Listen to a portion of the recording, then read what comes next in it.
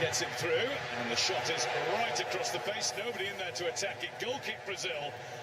And they might take as much time as they're allowed with this. He's got every right to put his arms in the air, Hakimi, because I think that's a brilliant ball across. Far post, there's not one Moroccan player in and around the 18-yard box, never mind the 6-yard box. Allison gets it up and away. That was their first chance to use Igor Thiago as the focal point that he's meant to be. He's done pretty well with it. Bruno Guimaraes, Casemiro, just lost control, never had control. Here come Morocco once more with Saibari.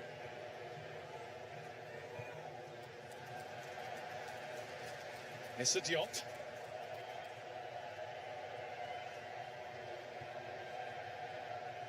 Throw into El Ainoui. Still a bit tight in there that time. Igor Thiago. Mrs. Junior is in the central position for now. Brazil slow it down. Marquinhos. Ibanez. He could do with a spell away from his own penalty area. That's what they've got to do. They've got to keep hold of the ball, because since the game started, they've been under pressure. And every time they had the ball, they've given it back to Morocco. Brazil fans are responding by trying to get their team going. Ibanez. Had to dig in to keep it clear of Boadi. Shot pings against Diop, but fell kindly to Mazraoui. Rafinha just chancing his arm really with the effort. And Morocco very neatly and pretty gracefully start to sweep it forward again. Boadi's really catching the eye already. Laid off for another shot towards Alisson's goal. The referee will blow his whistle here and give Brazil the decision. Well, they had there were two or three times where they chose not to have a shot. I think it could have come a lot earlier.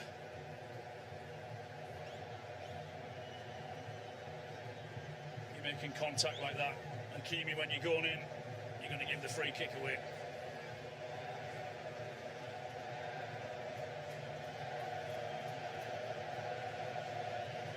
Hakimi with fond memories of his last duel with Vinicius Junior. It was on this pitch last July. It was in the Club World Cup semi-final, and he was part of the PSG team that beat Madrid 4-0. Vinny Junior got the hook just after the hour mark, so Hakimi won that one. Yep. Chelsea had the last laugh on PSG. Very early, I know, but two or three occasions already, Hakimi been going down that right-hand side. This time it's Lucas Paquetá who's lost the ball. And another opportunity. Unai sidesteps one challenge, then he had three more to get through. There was an opportunity to shoot first time round. He should have. Again, they waste the opportunity to have a pop-it goal. Unai this time. Again, Brazil sloppy, losing the ball. He's not getting a free kick for that. Should have got his shot away a lot earlier. El Khanous played a big part in that. El Khanous, El Ainoui, Boadi, Diaz. They're really catching the eye early on. They're winning the midfield battle. Without doubt. It's very sloppy. And again, Brazil giving the ball away in midfield, putting themselves under pressure. Saibari. It's come to Unai.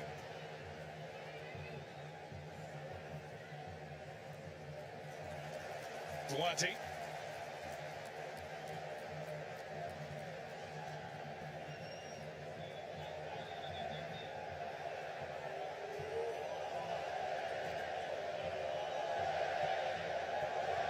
Boadi plays it back to Diop, and the Moroccan fans are giving it the Olays. 11 minutes in against Brazil. They're enjoying it, and so they should. They've made a really, really good start to this game. They've been the best team by a mile. Look far more comfortable on the ball, comfortable in what they're doing in terms of the system. Here's El Khanous. Saibari's he's not gone far away. Masraoui Jordari makes his move. It's come off Marquinhos. Bruno Guimaraes, nice and quick. With Lucas Paquetá, he draws the foul and a little bit of respite again.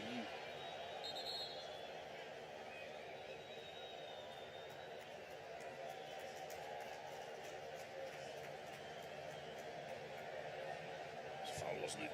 As soon as he touched it like that, Bruno, I know more than most, I watch him every week, he's very, very good at that. Foul by Ayoub Bouadi. Made his Lille debut in October of 2023, 3 days after his 16th birthday. Currently doing a maths degree. He's a bright button. Actually, Carlo Ancelotti's son Davide will be watching him closely. He'll be his Lille boss next season. On the bench next to Dad today for Brazil.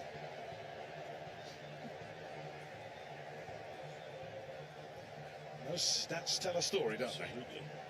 6 Morocco attempts to the 1 Brazilian one. And the possession as well. But for all of that, nothing to worry Alisson yet. Not yet, not at all. That would be the one thing that they'll have to improve on, or look to improve on. Everything else has been good. Lucas Paquetá, chased by El Canous. Rafinha. Vinicius Junior. Rafinha makes his burst into the middle. Vinicius Junior has his first run. No, it was missed by Igor Thiago. Looked like it was a chance. Oh, goodness me, you can just hear the roar of anticipation when Vinicius Junior gets the ball, because they want him to run at the defender. He did that and get the ball in. That is a great ball. Thiago should have done better. Just gets it all wrong. He tries to glance it to the far post. Doesn't make the connection that he wants. Big chance. For one of the big surprises in the Brazil lineup, named ahead of Manchester United's Matheus Cunha. Genuine target man. Genuine goal threat, having scored 25 for Brentford and in the season just ended. And for all our possessioners, and us seeing how well Morocco had done in the early part of the game, the brilliance from Vinicius Junior.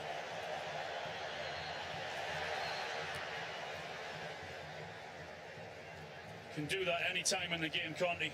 You can just hear the roar of the crowd, and he responded to that.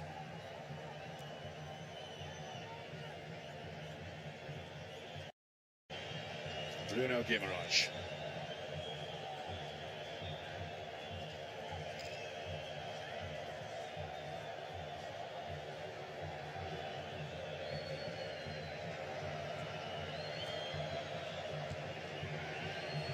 Gabriel.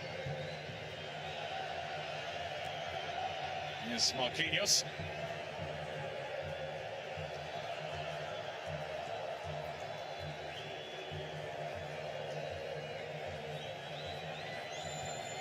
It's Lucas Paquetá trying to find Rafinha, only finds Yassine Bonu. To be some ball that on that distance. It's a foul committed by Igor Thiago.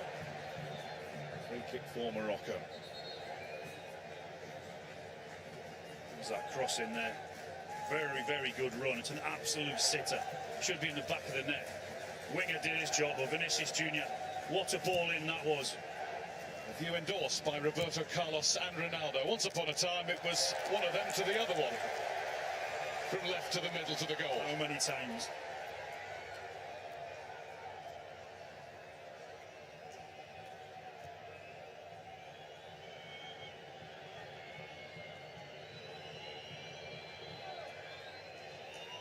Incredible to think that Brazilian success since their heyday way back in 2002 has been thin on the ground.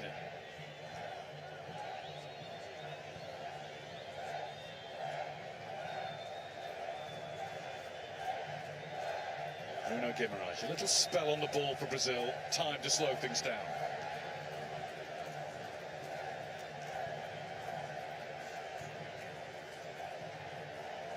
His challenge, Brazil get the throw.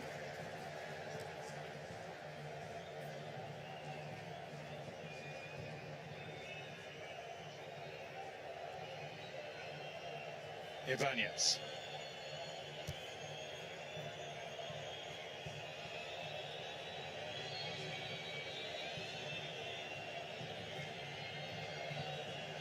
Gabriel to Rafinha, who will keep on swapping with Vinicius Junior.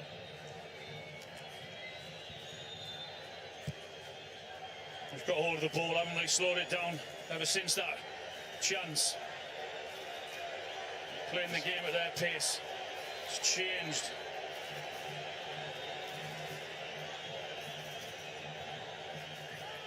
It looked like it got out of play, but the assistant referee had the perfect view of it and decided otherwise. Vinny Junior, a smart turn. He finds Lucas Paquetá. Towards Rafinha, Igor Thiago will not get there before Bono does. You can see what he's trying to do there, Rafinha. It was a difficult ball to handle. He did his very, very best to try and get it into the path of Thiago, but it's just too much on it. Now the tail of the game is starting to change. Would not be surprised if Carlo Ancelotti is sitting there, one eyebrow raised, thinking, well, this is exactly how I saw it going. Weather a bit of a storm, take a bit of control. He's seen it all, done it all, hasn't he? Won't be happy with that sort of thing, though, which keeps on happening. Mazraoui.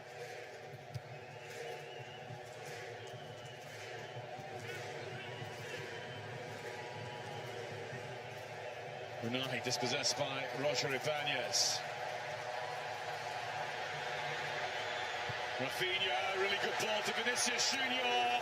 Picked off at the last by Hakimi, but oh, he enjoyed that service. Yeah, that was brilliant from Brazil. The way they pressed as the team, then that forward pass from Casemiro, and then another forward pass into Vinicius Junior, but really, really good defending. It had to be.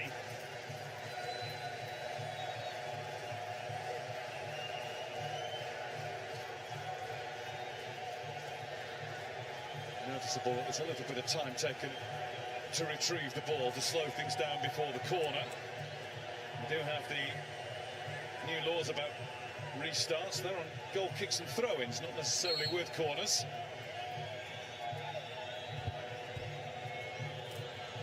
The referee will, first of all, keep a check of what's happening in the middle, but then eventually he will beckon Bruno Guimaraes to get on with it. Just wants a word first with Igor Thiago. His marker Neil El Naoui flung in, and Bono didn't get to it. He was ready to. There's Vinicius Junior.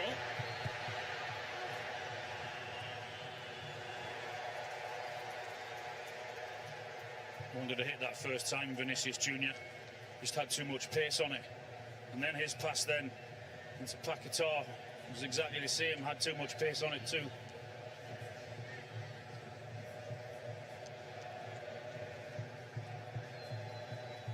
Gabriel waves Douglas Santos forward from left back, forward in infield.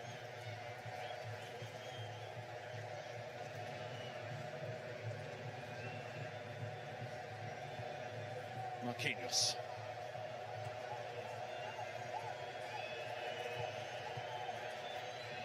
Wasn't the easiest of balls for Lucas Paquetá, and he's just barked something at Roger Ibanez in frustration.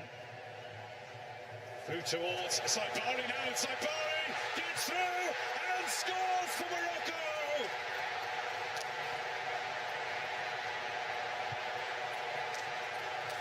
Straight down the middle. Brazil, unzipped, opened right up. What about the clinical cool finish from Saibari as well? Morocco have been outstanding. Well, that pass and that finish are both absolutely outstanding. I thought Saibari was perhaps going to go around the goalkeeper, but he just runs straight through the middle of those two centre-halves. They are so wide open. He's got the option to go around the keeper, Alisson, because he's coming at him with pace. But no, the belief and the understanding and the confidence to lift it over him just like that. Perfection. It's a brilliant goal, it really is.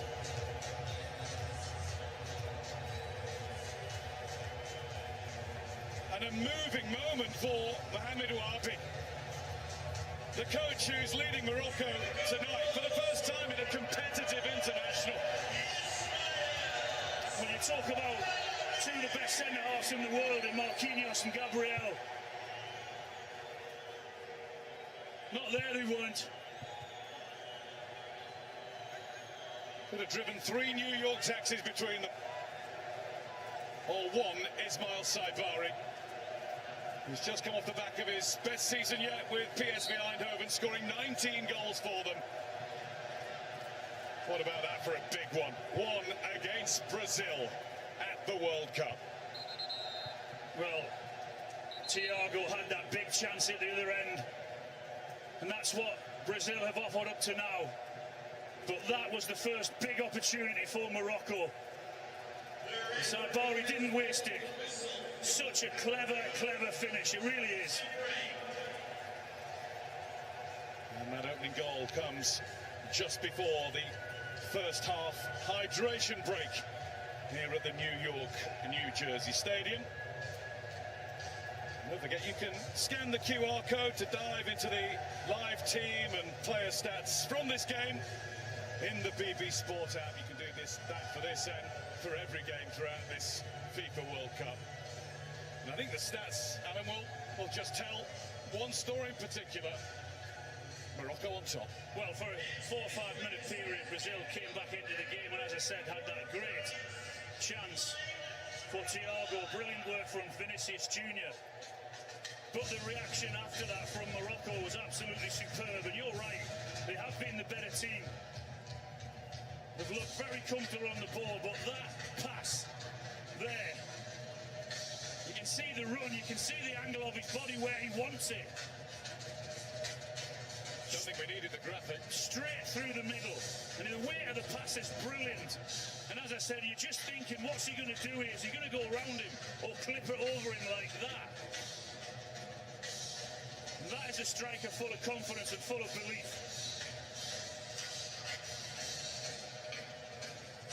Not much chance for Alisson. The beautiful ball through from Real Madrid's Brahim Diaz.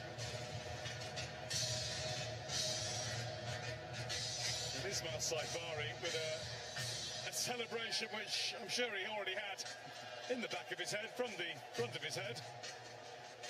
He's still smiling about it, look at that. So he should be. There's a smile of deep joy and maybe just 5% disbelief. What have I just done for my country? Said about the quality of the centre-halves as well. Not at that occasion, no way. The space for him to run through was unacceptable.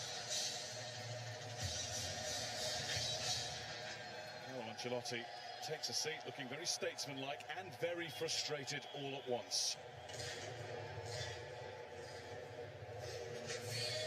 His team are playing against a nation who have come into this game having lost only one of their last 38 full internationals. And that was the one against Senegal in the Africa Cup of Nations final, which they were eventually awarded 3-0. Work that one out. This is against a Brazil side. The last time they lost an opening game in a World Cup was 1934. Glad you came out with that one. I'll take that one off, shall I? I was saving that for later. I got it in first, sorry. Bruce have been reading the book anyway. Yeah, you've done well.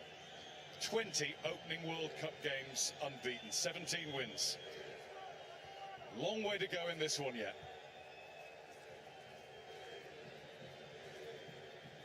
Just going to put my hand over my notes so he can't read anymore. They're in my notes too. I just got it out first.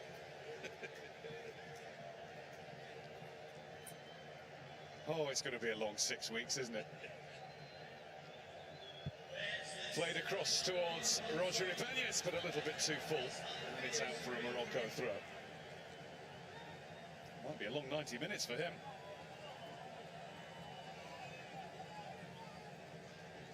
Played at the World Cup in 1990. 4 years later, he was the assistant to Arrigo Sacchi here in the USA.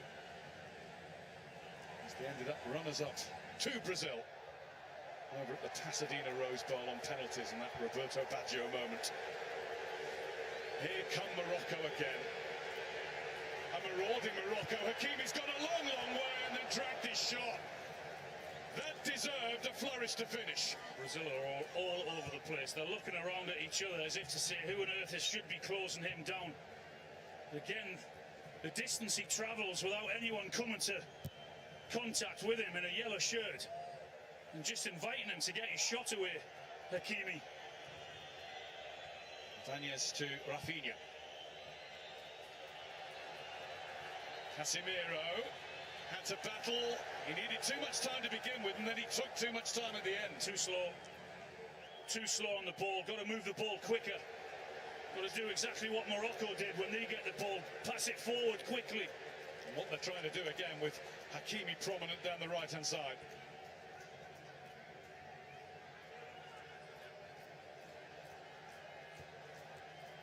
Renahi. Douadi shielding his eyes from the late evening sun. Played out by Douglas Santos. It will be a Morocco throw. There's something, Alan, strangely passive about Brazil. They look almost sickly. Well, I said before the game, when I did the radio interview, Radio 5, and the guys, I said my one concern would be the lack of legs in Brazil's midfield. And that's been the case up to now. They look tired. They look slow on the ball and ponderous. And there's too many red shirts are running past them. Arm on the back of Brahim Diaz and then a chop to the front. That means it's going to be a Morocco free kick and a chance again.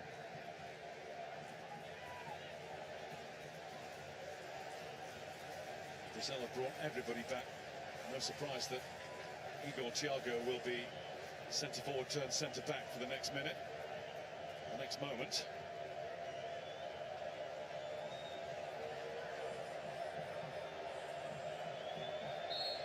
Everybody's got someone.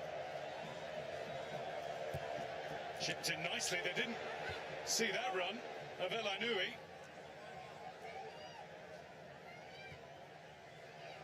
It's a nice little ball in again, and Saibari has it again. Blocked by Marquinhos.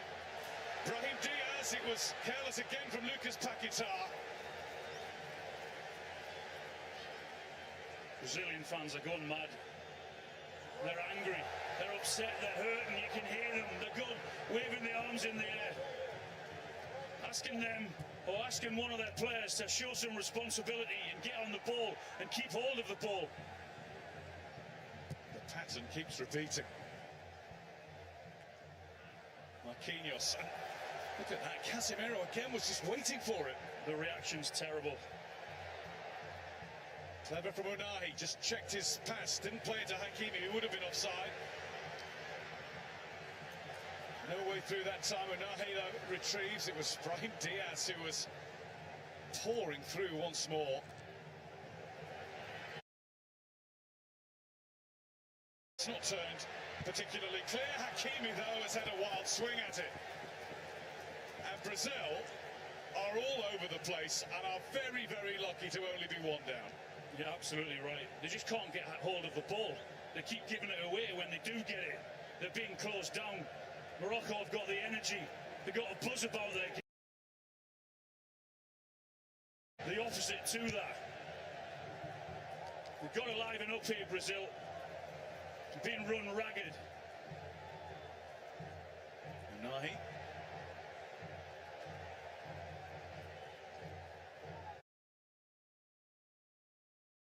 Saw that. I think it was, yeah.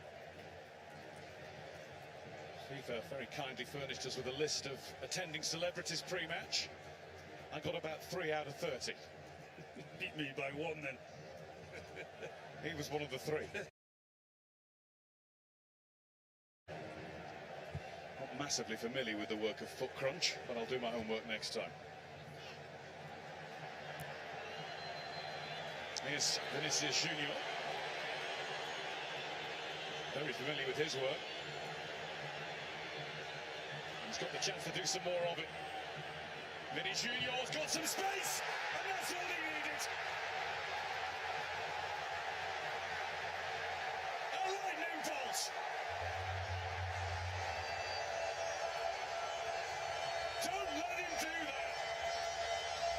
of the very best around, makes his first mark on his first game of World Cup 2026.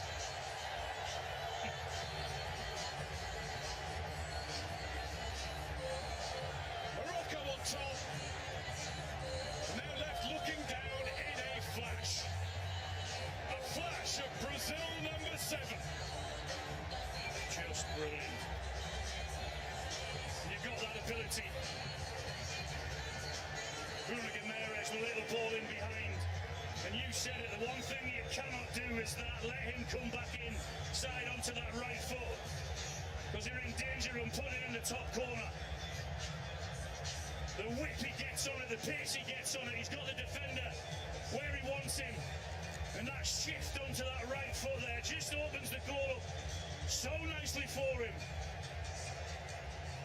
What Brazil have done is very little, but the two pieces of magic have come from that guy there. The cross in for Thiago, which he should have scored, and that brilliant finish.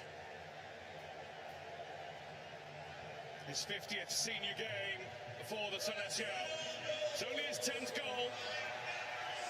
By the end of this tournament, he might have added to that total significantly.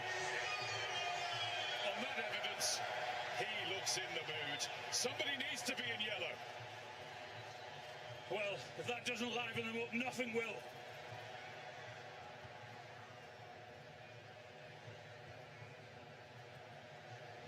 Brazil 1, Morocco 1, and the open nature of the game continues. Here's Unai.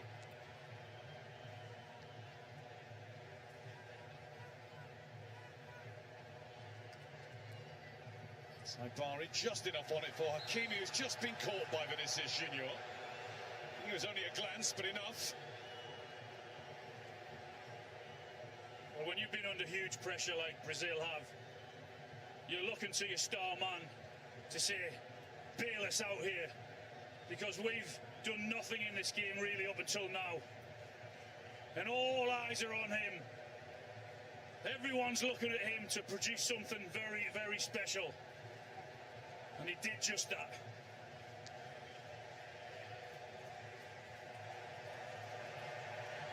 Shows you where all the greatest players on the biggest stage are drawn from.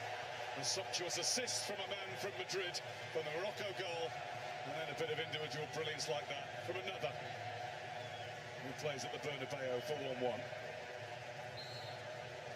Jose Mourinho, he's going to have some good players to work with, as if he didn't know. It's not a bad ball in. Alisson with not a bad bit of goalkeeping. It's up and away to Mazraoui. It's really good goalkeeping. That's what he had to do. He had to come. He had to make it, and he did. Bono. Rafinha saw that he was thinking about the pass out to Mazraoui, so he cut off that route.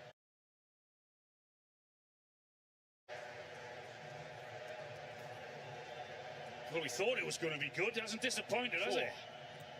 Really good. If you've got a Brazil hat on, you might say not for the right reasons, but for us, it's just perfect.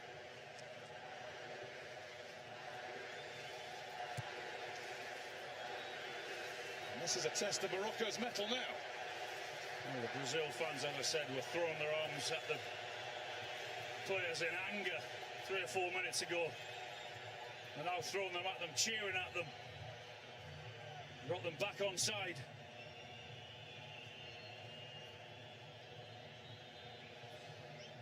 I think you might have gone too early with your Brazil opening game stat.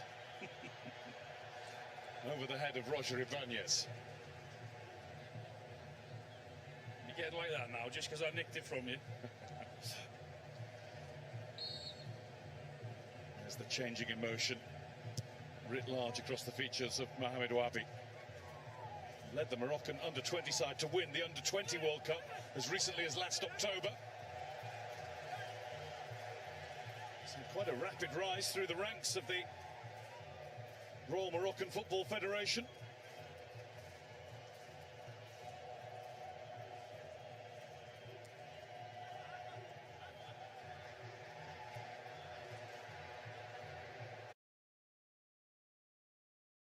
Saibari.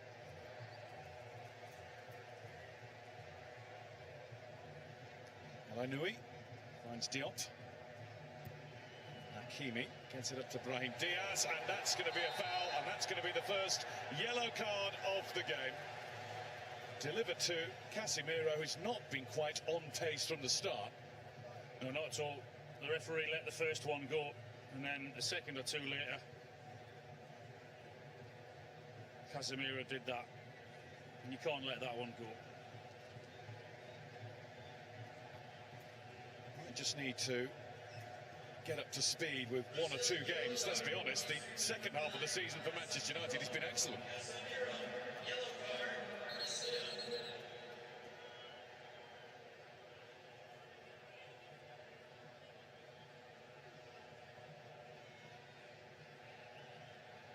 He and the rest of the Brazil players are focused on defending again. And Fulham's Issa Diop and Crystal Palace's Chadi Riyad joining the attacking party.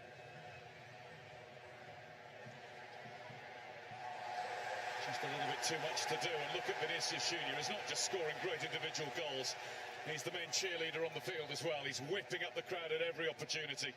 Nothing whipped them up more than this, though. Brilliant. Won't get fed up with seeing that. It's just the way he shifts it onto his right foot. Know what he wants to do, but knowing what he's going to do and trying to stop him are two different things. Does it so quickly. Lucas Paquetá's bundled off it. That's going to be a free kick. Protested by Neil El-Alawi.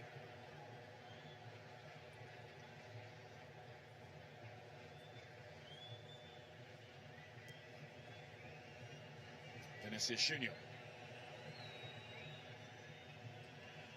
Lucas Paquetá. Back with Casemiro. Now across to Marquinhos. Rafinha trying his luck down the right-hand side against Mazraoui, who's got his measure. Nicely collected by Lucas Paquetá. Bruno Guimaraes couldn't keep it. Paquetá who goes back in to win it. Boadi. Just behind Saibari, whose breaks aren't that good. Putting up a good fight in there, Boadi, you know. More than holding his own in that midfield. Back comes Brahim Diaz on his Madrid colleague, Vini Junior.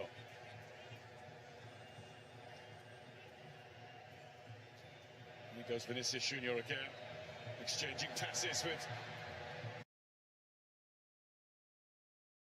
Ibanez. And Brazil now are responding to the beat of their supporters' drums. But they're building a rhythm. Got to get hold of it better, Thiago. When that ball goes into him there, can't afford to have another poor touch. You can't bounce off him like that.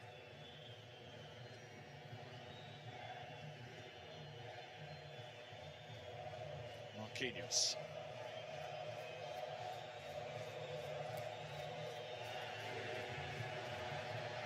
Difficult one for Rafinha, watching it over his head, and Bono had the advantage of watching it into his gloves. Yeah, I don't mind that, though, from Casemiro. At least he's now looking for that forward pass, the first time forward pass, rather than getting caught on the ball like he has done 3 or 4 times. Casemiro.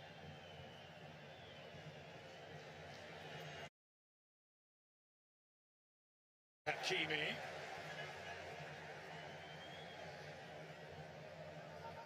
New York's mayor is here to watch. He wasn't even on the list. I'm happy with myself for that one. I'll give you a pat on the back for that one. And I know who he is.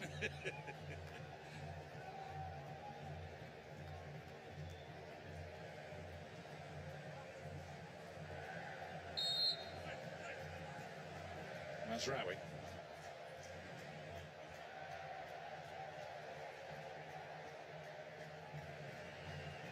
It's overrun. And this is Junior was a little bit lucky he didn't get hurt there, but Morocco didn't do anything wrong, and they're away. And they've got room. And as ever, they've got Hakimi there on the right-hand side. Brazil in the middle this time do close ranks, but they haven't made a great fist of clearing once more. They've got a free kick there. Lucas Paquetá just waiting for the inevitable contact from El-Alawi. Yeah, he knew what he was doing, didn't he? Just holding himself for that split second and waiting for that contact to go over and winning the free kick.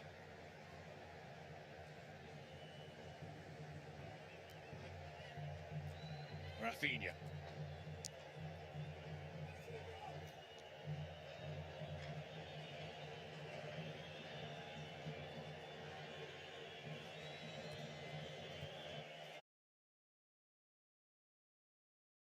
Douglas Santos still there. The left-back's played 7 years in Russia. I don't hear a lot about Russia as a football nation just at the moment. In 7 years at Zenit St. Petersburg. Bruno Guimaraes was trying to win a corner. He's done better than that. He's kept the ball away from Masraoui. Has he got a free kick? No. Still got the ball though. Tried to win a corner again. Buadi. Well, that was cool, but then he got very fortunate in that he didn't stick with Ibanez. Ibanez then finds himself on the wrong side of fortune. The referee says that's a foul on Brahim Diaz. And a yellow card. I don't think he can have too many complaints. I think he knew what he was doing. Brahim Diaz was away. Yeah. Oh, yeah. Absolutely.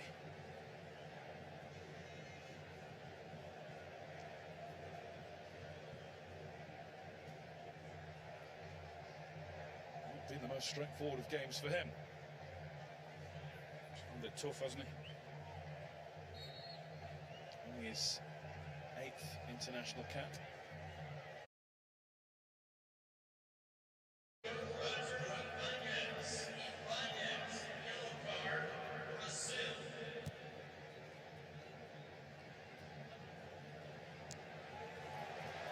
Casemiro.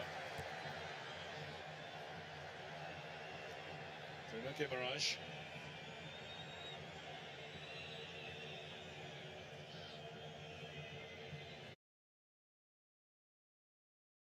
Stopped by Buadi.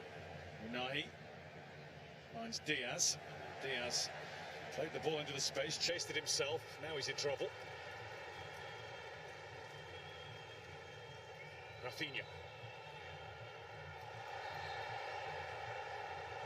You can see the reaction of Bilal El-Khanous. He thought it was a good tackle.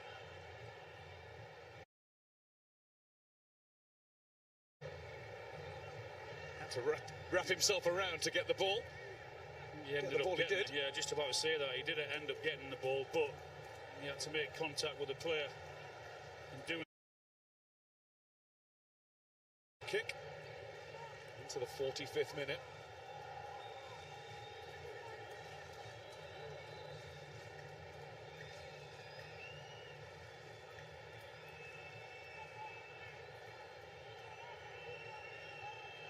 Doesn't reach him. We're going to have 4 minutes, at least 4 minutes of additional time at the end of the half. Buadi combining nicely and improvising well to keep possession for Morocco. Hakimi plays older than his 18 years, does Buadi. Been really impressed with him, running off the ball as well as on the ball.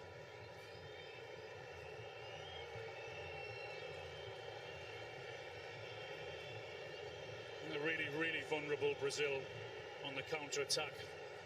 As soon as they lose that ball, with the pace and the energy that Morocco have, feel as if they can hurt them. Diop steers it back Bono's way.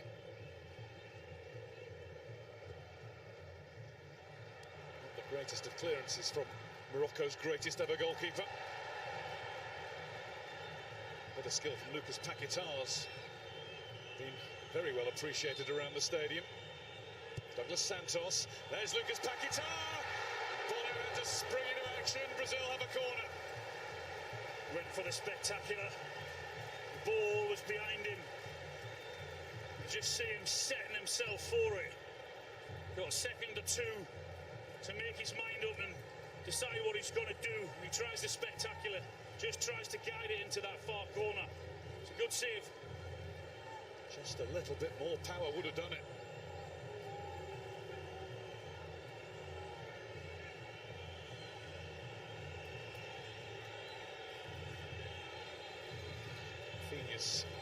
himself the maximum possible distance of a run-up, which isn't a big one. Whips it in, it's flicked across to nowhere. Goal kick Morocco. Marquinhos begs to differ. Such a wicked ball to deal with. Pace in and then the flick on. You're just hoping that someone in a yellow shirt is going to get on the end of it.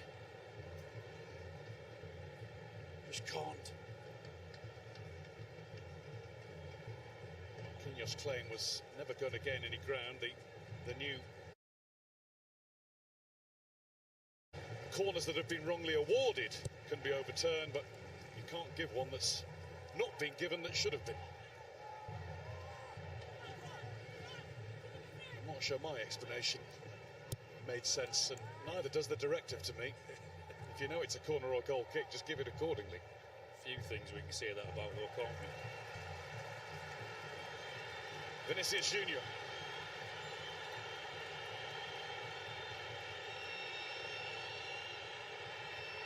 Run into a cul-de-sac. And here's Hakimi. Hakimi's not got far and has the benefit of a referee's whistle, which you can hear the Brazilian reaction around the stadium to. Free kick Morocco and a little glance up at the big screen and at the clock, most importantly from Hakimi. Good defending, really good defending from Hakimi. But you can hear the roar, the demand. Well, look at that, Alan. And that's what Vinicius Junior's arms are up in the air for. Yeah, he's high. And that's exactly why. It's a tough one to spot for the referee, though. But I was just about to say about the expectation. You can hear it, can't you? He's their guy. As soon as he gets the ball, Vinicius Junior, there's a roar. They want him to run at the defenders. Alisson. And that's it for the first half of the opening game of this World Cup for Brazil and for Morocco. Well, I hope that's given you enough encouragement to keep your long Saturday night going and get yourself ready and pumping for ATV Scotland later, because what a first half that was. Two superb goals. Saibari opening the scoring for Morocco. 11 minutes later, one just as good, if not better. The individual brilliance of Vinicius Junior. And at the break, it's Brazil 1, Morocco 1. We'll be back with Guy and Alan for the second half in that game, but it's been a really enjoyable first half. Yes, they're level as they head into the break, but Morocco, despite not having as much possession of Brazil, have had the better of it. They've had more shots. They've had the same number of shots on target, but they've had the better of the chances. It's just been an all-round really entertaining game, Joe. Yeah, it's been fascinating. Two contrasting styles. Morocco so organised, so disciplined in how they play and deserve the unbelievable goal from Vinicius Junior. I mean, it's pretty much... The campaign, yes, I'm surprised, happily surprised, that Morocco started the game very well. They look better technically than the Brazilians, which is a surprise. And the game plan is working better. The problem against Brazil, that they got individualities. They got one player or two players that in one action, they can turn the game around, because nobody was expecting the goal from Vinicius at that time. He touched the ball 2 or 3 times. So it's a great game. Tactically, probably Ancelotti got more to work in halftime, but Morocco so far happy, no? Yes, I am. I think that they show why they are so respected in world football. They play the game, not the event, and from the first kickoff of the match, they were there pressing, winning the ball high, and showing that they're here to win the game, and whoever is in front, even if it's Brazil, will give them a good run for their money. Yeah, like you said, there was a danger that they might have been overawed by the occasion, by the opposition. It was absolutely not the case, and there were a couple of really good chances early on where we saw what they might be capable of in this game. Yes, of course. As you can see, Morocco keep the ball during this first half. Technically, very great ability. El Khanous on the left-hand side, who's been playing instead of El Zalzouli, managed to keep the ball. Short passing. Mazraoui on the left side managed to tuck in, pull the ball back, and here I just think that Nael El Anouaoui didn't get a proper hit on the ball because he's just at the edge of the 18-yard box, and that was a clear action And here again, as you can see, this time on the other side, Morocco have the control of the ball. Great pass here for Hakimi, and unfortunately, there's no Moroccan in the box, and he has to shoot, and it's very close. Alan Shearer was saying in commentary that it was a great ball in. There was just nobody there, and you can hear the frustration from someone who was as successful as a striker as Alan was. That there was nobody there to meet that ball. But there've been some really good opportunities for Morocco even before they got the opening goal. Yes, I like the way they plan the game.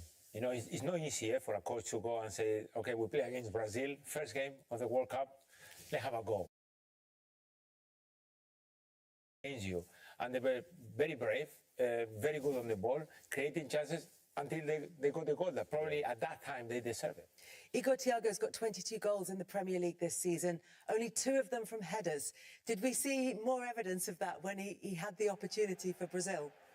Yeah, well, we cannot say too much what I say after his miss of air, but I would be very disappointed, myself at least, missing the ball, because I think it's a perfect cross. And the running, he's making a good run. Look, he ran away, and the ball is in front of him. It looked like I don't know, he missed it completely. He would be disappointed with that, because that is why he's playing today, to have that presence on the box. That'll be everything he dreamed of before the game, Gus, wouldn't it? Getting that Vinny movement up against Hakimi, and it was just on a plate.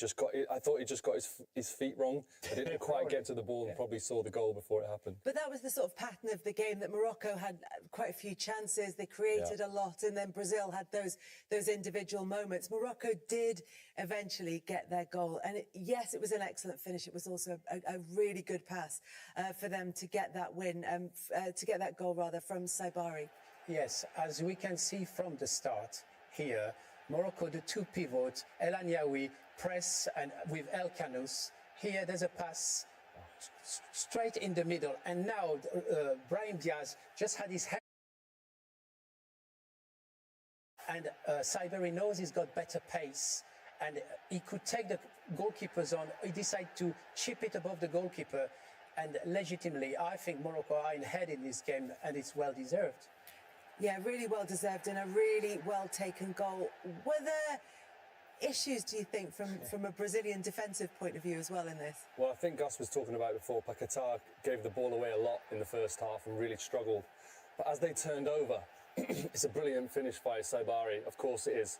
But as Diaz threads in a minute that Gabriel, his attention, he's immediately worried about that running Hakimi, so his body is open and ready for that right-hand side by Morocco, which means he can slide it through the middle, and the immediate Gabriel realises he's in trouble, and then Alisson gets stuck. So as we see it here, as the ball turns over, as we talked about Paquetá getting it nicked off him in the midfield a lot. Now Diaz receives it on the half-turn, and there's immediate problems. And we'll see Gabriel, he's so used to that right-hand side, he's so used to Hakimi charging up and down, his body's open, which means Diaz can be slightly more his side, which rules out Marquinhos. Gabriel's got nowhere, and then Alisson gets caught in that kind of no-man's land. Can I cut it out? Can't I? But take nothing away from that finish. Absolutely brilliant and a huge moment. Yeah, they were allowed the opportunity, but it was still excellently taken by them, Gus.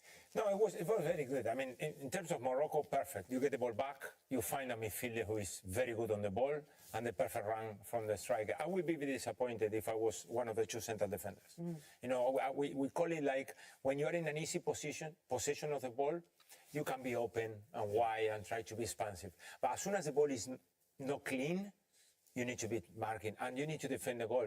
As Joe said perfectly, Gabriel is running away from goal. What about Hakimi, who is coming 30 yards? The danger is the striker who is running straight in the middle.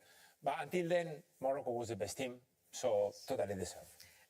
You did want to see more from Vinicius Junior, it's fair to say. I was complaining, to be honest. I was complaining. I was defending. Yes, he was. But that was the conversation, which is that Vinicius Junior can be quiet for long moments in games, and then when he gets the opportunity, he delivers. And that's the beauty of it. Hakimi threatens, and it wasn't there in the goal, but here he's obviously on the outball for Morocco, and Vinicius, he just smells blood, doesn't he? He's up against El Anyaoui when he gets the ball back here. Oh, this is electric. We saw him go on the outside when Hakimi was there. He knows he can get on the inside. He doesn't even lift his head up. Electric goal, brilliant finish, massive moment. And Hakimi's been playing really high, hasn't he? Yeah, and I think Vinicius would have known that Hakimi wasn't there. Like I say, he went on the outside when he was. He knows he can get in. He doesn't look up once. It's a brilliant angle. Bono will just be trying to make himself as solid as he possibly can, but I just love how Vinicius, that's his comfort zone. That's where he feels his best. Not looked once at the goal for any young players at home. He knows the angles. He knows what to do. Brilliant. You've got to appreciate the finish of that, but also you've got to look at the way that Morocco is setting up and look at the position of Hakimi and how high he is up the pitch. Yes, I think that's how Morocco plays. You know, in transition, they know that Brazil will have most of the ball, but they need to attack, and that's how they created big chances. And I think on the right-hand side, they know that Hakimi, that's one of his qualities, done it all season with PSG, and he needs to take the channel with Brahim Diaz tucking inside.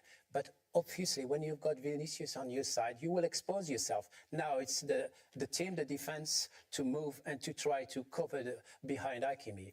But Morocco are here to play. We're not just going to stay at the back and defend on Vinicius all the match. So we need to create chances, and I think it's the best way to play against Brazil. All square at half-time then between Brazil and Morocco in this Group C game. Remember, this is Scotland's game as well. They kick off at 2 o'clock in the morning against Haiti in their first World Cup in 28 years. Here's Kevin Bridges.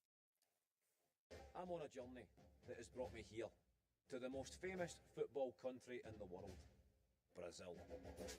Can the game I once fell in love with be found again? I'm Kevin Bridges, and I am in search of the beautiful game. Watch on BBC iPlayer. Not too much longer to go, Scotland fans. The Haiti game follows this one. The coverage will begin at 1:10. And then tomorrow night, it's Ivory Coast against Ecuador in Group E. That's from 11:15 on BBC One and iPlayer. Germany's first game against World Cup debutants Curaçao is live on BBC Sounds at 6 o'clock.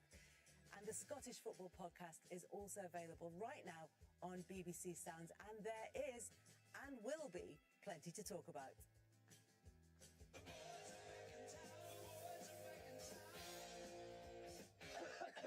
We have to get rich. We're looking to expand the organisation. And me and Con are going to be the Dons. From now on, I'm going to be a bad boy forever. The new series of The Young Offenders. Watch now on BBC iPlayer. Scotland are on their way to the ground. Less than 2 hours to go until they kick off their first World Cup campaign since 1998. They're going to be up against Haiti in Boston, looking sharp, suited and booted. They will be hoping that their game is as crisp when it gets underway against Haiti. Here's a little something to get you in the mood. Good evening. How's the nerves? There's a date with destiny. A chance to become legends. So what do you reckon tonight? I'm going for a cheeky 1-0 win. One win, just one win, and almost 3 decades of failure will fade into the annals. Gannon Doak with the tricks and McTominay. Have you ever seen anything like that on the biggest stage of the world? Denmark penalty. Denmark level. What are you looking for? That could be the moment of history. So we have to stand firm in the face of this. Tierney's only half away. Dorgu 2-2 for the second time tonight. And Scotland have to do it all again. There is time. You have to believe. This is the beginning of the rest of your Playing. life. Back in it comes. Ferguson's header given away, but it reached the tip.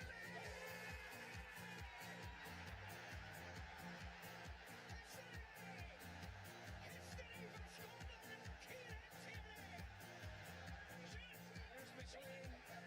He's going to shoot.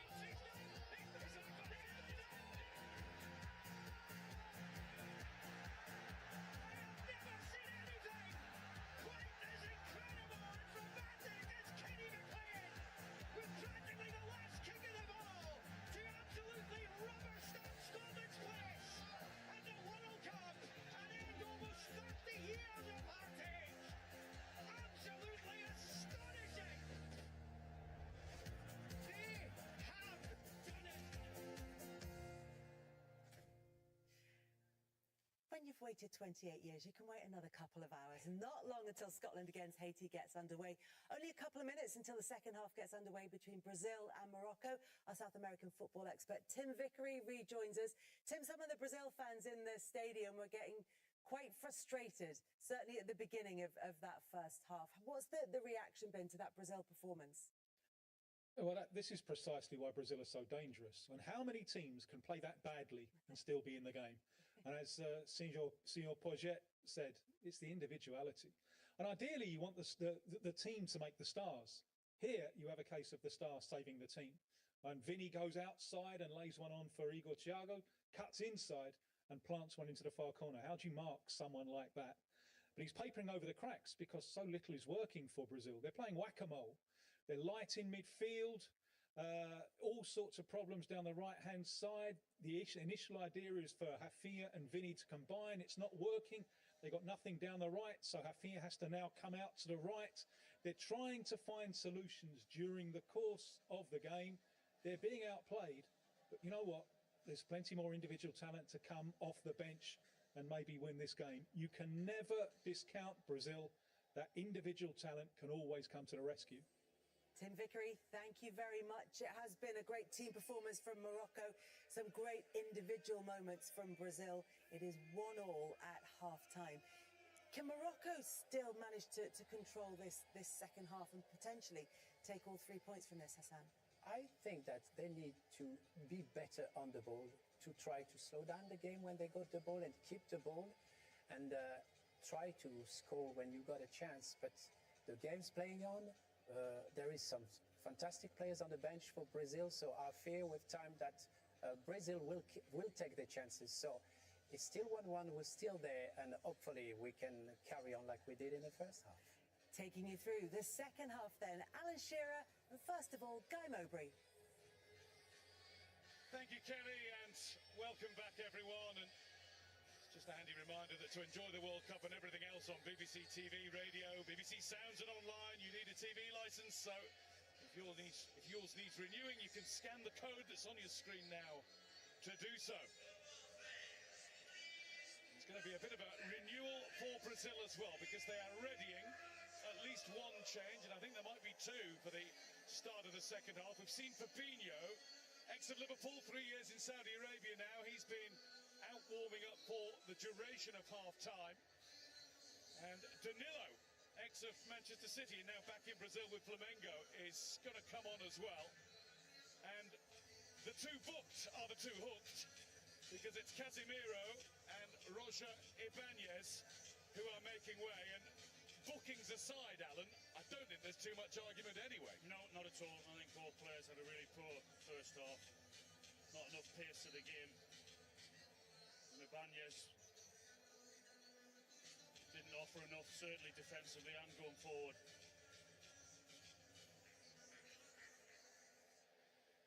The last time these sides met in March 2023, it was a friendly international played in Tangier. Morocco led, Brazil equalised. Casemiro got the goal, actually, he won't be doing that today. And then Morocco won the game, their only success in 3 previous meetings. Thiago's still up there despite not having too many touches of the ball in that first 45 plus 5. One touch that he should have been on the back of the net. Didn't get the connection, did he, with that header? I was impressed with that, by the way, booked and hooked.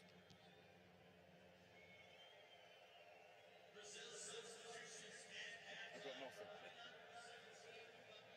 Just bask in the glory of that faint praise for a little while.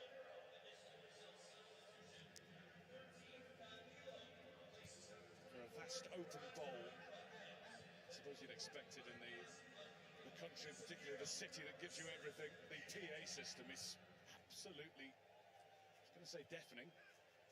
It's booming. Very efficient.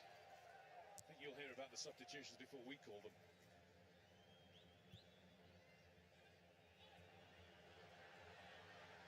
There's Rafinha, faced by Mazraoui. Mazraoui takes issue with the assistant referee's verdict of corner. It's not for moving. It is is going to be a Brazil corner. Positive though from Rafinha, getting the ball and straight away going at the defender.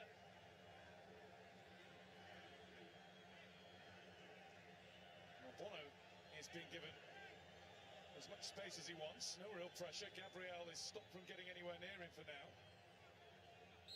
And the referee blows his whistle and he's going to draw Gabriel over. No, he's not. He's going to have a word. First of all, with his marker, Chadi Riyad.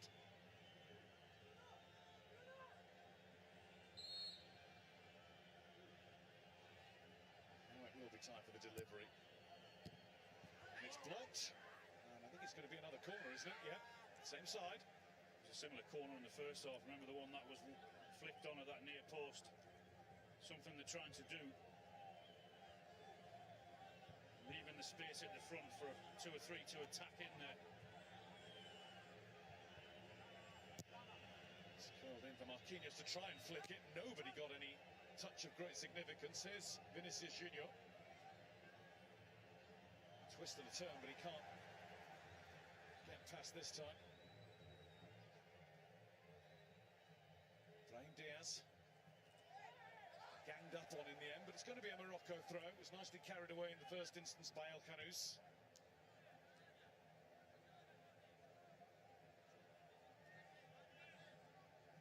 Morocco, even though they've been pegged back, don't have to change too much, I would suspect. I'll be very happy with the vast majority of that first half. Trying to keep it going again. Try and counter your stat with a Morocco one. They have failed to win their first game at all 6 World Cups that they've played in. Wasn't as good as mine. No. Lucas Paquetá. Play brought back. Morocco free kick.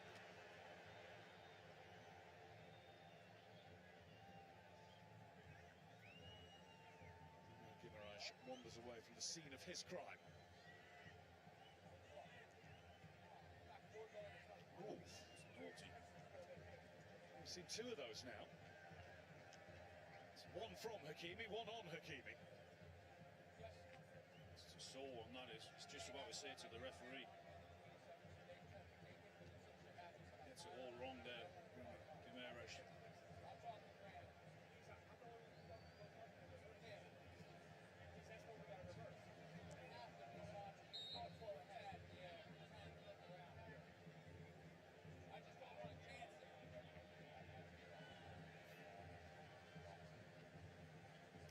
Back to his feet.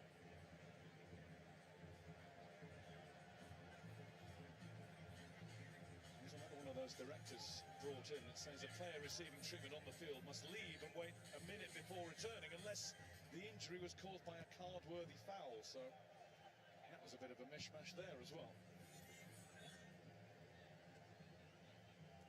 I suppose he had self-administered treatment rather than physio. There's Marquinhos. Rafinha was left waiting for that. Masraoui was ordering him out of his way. Masraoui carries on his way. Good play from Masraoui, that is. He wasn't messing around. He wasn't waiting for the ball to go straight into the forward.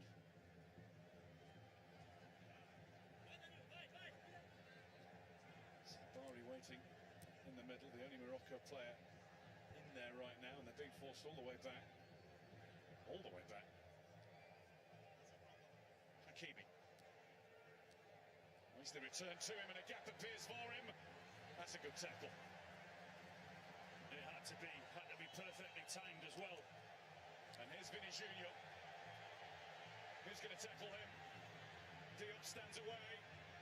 Vinicius Junior getting closer to goal before chipping across. Booted clear by Nusay Masraoui. Just look, when he gets that ball, there was 2, 3 players around him trying to stop him.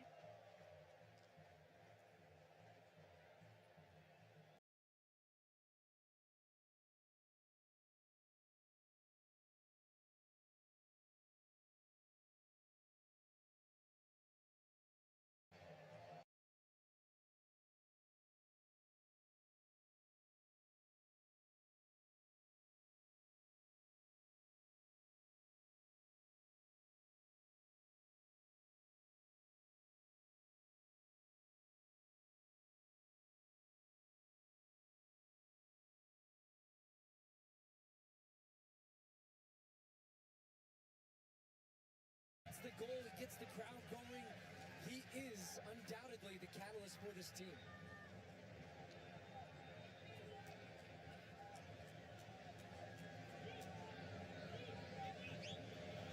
You can scan the QR code on the screen, vote for your Michelob Ultra Superior Player of the Match.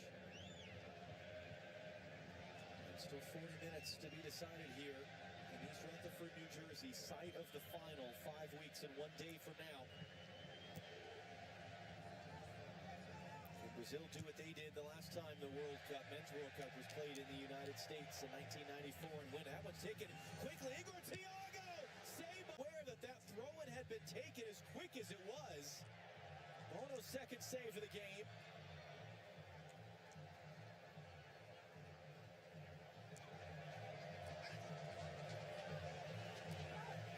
Santos in for Lucas Paquetá. Now for Rafinha. Rafinha to the byline, on the deck, cleared away. Riyad was there. Danilo held it in, tackled up by El Khanous. To your point, it was a quick throw. It was actually Issa Diop who put the ball out of bounds. And just watch it, bottom left of your screen. Just kind of meandering back into position. Speaks to the urgency and the difference in the two teams coming out of the half. Brazil have a little bit of fire. Switched off, but good save in the end from Bono.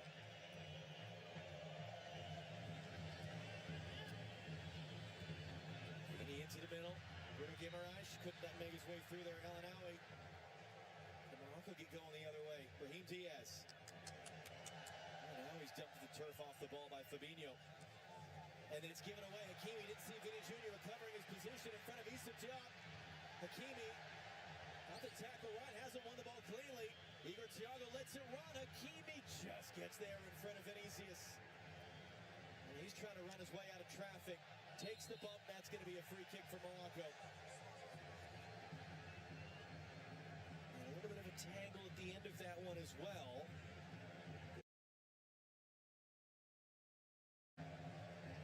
It's smart from Fabinho. It's getting a warning from the referee. Foul and maybe just evading the obviousness in front of the referee, but that he just impeded his path and stopped the version of the counterattack there with Hakimi. But that's a couple in the first 9 minutes of the second half. Couple hard tackles. Again, a little bit of a tangle off the ball. I think you felt the tension ramping up a little bit because the first half was more of Morocco. Now, the feeling is that, okay, we've got a game. The subs have made a difference for Brazil.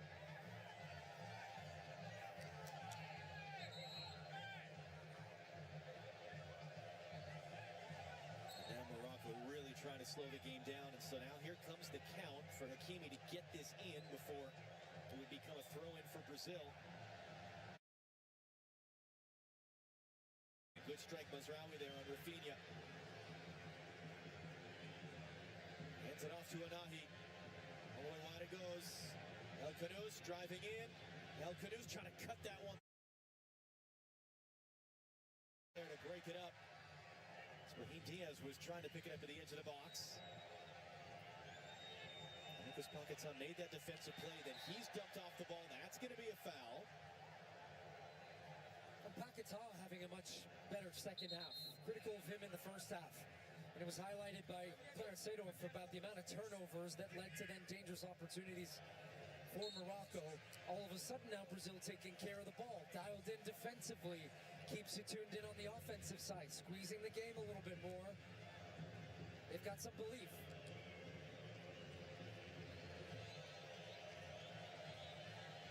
And while historically, Brazil beating Morocco to World Cup isn't necessarily a big deal when you think about what Morocco actually are now. This is the only matchup in the current FIFA rankings where we're talking about two top 10 teams in the group stage. Oh yeah, when you and I saw the schedule, this is when we circled it. This had the potential and still has the potential for some late twists, but you can see the quality. These are two good teams. I know Brazil's not playing the best version of themselves, but you see the quality that they have. Rafinha, he's got Danilo making the run off the ball. He just got caught up in the trap.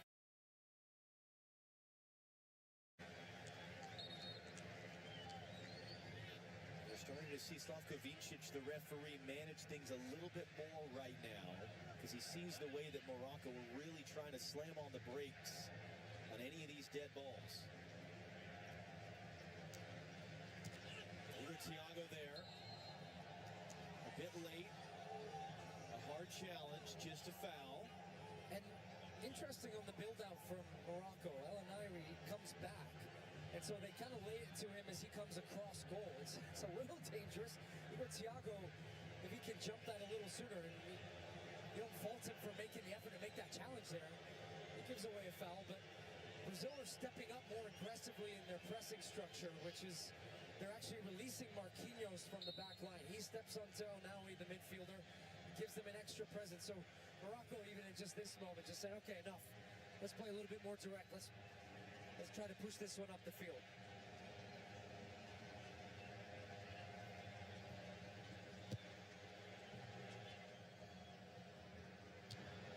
Fabinho wins the header. Diaz brings it down at the chest, trying to get a foot race on the outside with Douglas Santos. Still Brahim Diaz. Lucas Paquetá cuts him off. And then Diaz is saying he got caught in the face, so he stopped playing behind the play. Seeing if any of the officials saw it. Morocco pressing high up the field.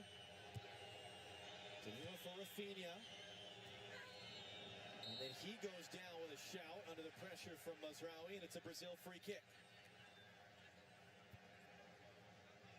I do think that our referee, Vincic, has got to start using his cards a little bit more, because what I'm seeing more of now is, on both sides, teams trying to disrupt the rhythm and the flow of the game. So as soon as Brazil gets going a little bit, Morocco fouling. Moroccan counterattack, Brazil fouling.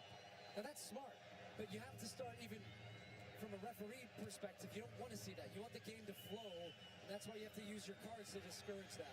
Rafinha into the middle. Lucas Paquetá couldn't take it clean. Vinicius Jr. now, already a goal today. Fabinho moves it along to Danilo. Those are the two halftime subs for Brazil.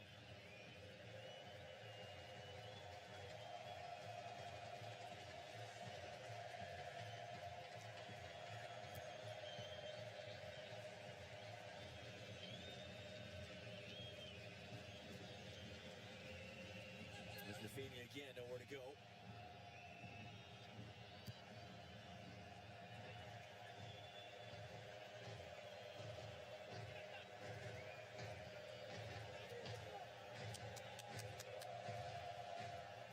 Plays in the middle, but no one there in a yellow shirt. Saibari making a big run forward, but Riyad elects to go backwards. More movement on Brazil's bench as they prepare another sub. It'll be Luis Enrique. And he might not be alone, getting set to come on. Mateus Cunha, who some thought might be the starter in this game. He'll be preparing to come on as well in a moment. Guadi into the middle. El Nairi. El Canus. An hour played in East Rutherford, New Jersey. One apiece between Brazil and Morocco. Two teams who would certainly love to be here in 5 weeks for the final. So that was an underhit pass. It's given away, and it's overhit when it looked like Brazil were going to be running through. There's still Morocco a bit casual dealing with it in the end. Yeah, the pressure. Being pressured by Vinicius Jr. The pressure's been excellent. Thiago, now Vinicius. And I think that's why, even just looking at these two subs, these are attacking subs from Carlo Ancelotti. I think he feels that the game is there right now for Brazil to take, and that's why I'm surprised Morocco have yet to make a sub, because what was effective for them in their first half was that they could run over Brazil with their energy. The midfield was humming. Now they've flipped that back the other way, and it just looks like players less willing to come into tight spaces, dangerous spots, less options in possession. Right in the middle of the field right now, you've got three Moroccan players, including Hakimi, their captain, coming together, having a conversation about trying to fix some of these little situations.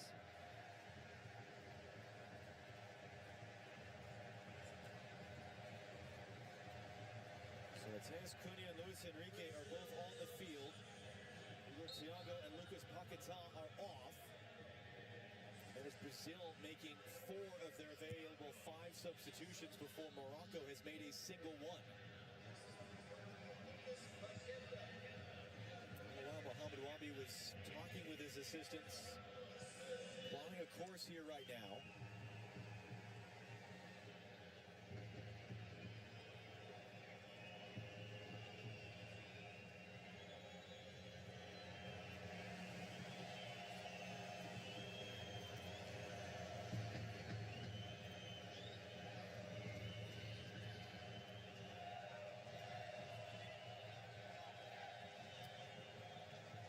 Rafinha now setting it more in the middle, tackle away though.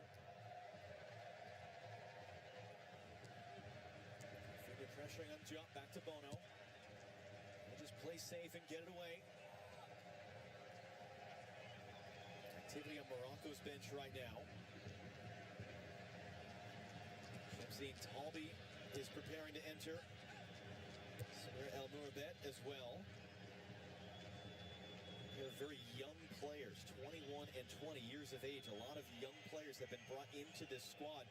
Remember, Mohamed Wabi is the former coach of Morocco's youth national team that won the U20 World Cup in the fall. That's an awkward collision there. It's going to be a free kick for Brazil. And that foul count continues to tick up.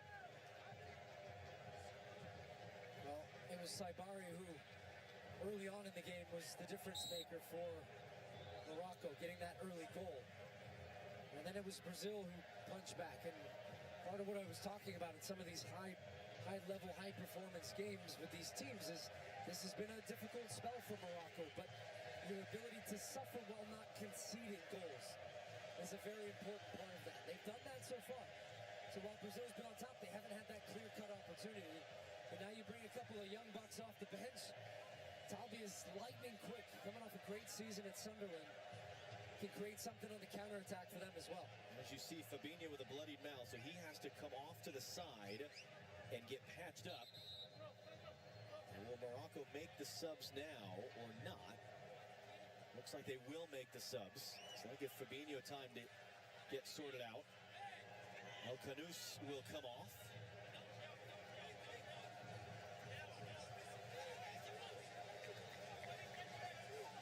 Some of the Brazilians will come over and get some hydration right now as well, given the opportunity. Azzedino Nahi will come off as well.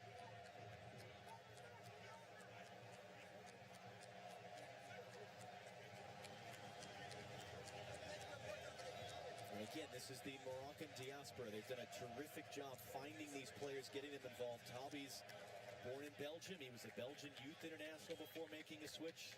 El Mourabet, native of France, a France youth futsal international at one point before switching over to represent Morocco. And did they in fact change who's coming off? Because in the end they put up Brahim Diaz's number. And with all these stoppages, end up serving as a version of a hydration break before a hydration break.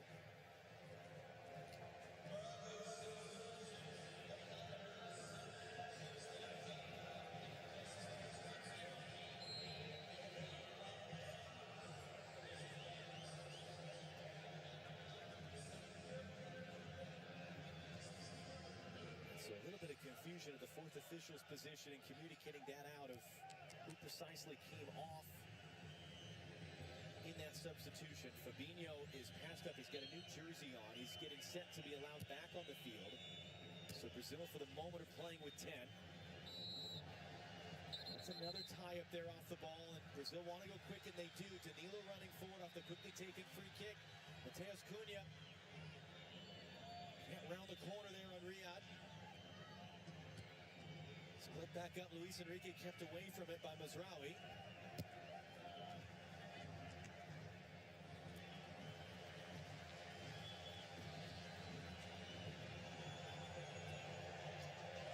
Vinicius Jr. Throws that one quickly through for Rafinha. Early cross into the middle. It's sent away by Riyad. Only as far as Luis Enrique. Spun back around, has options. Danilo blocked by Mazraoui. Further away by El Anaoui. It was El Canus who did in fact stay on the field despite having his number put up at first.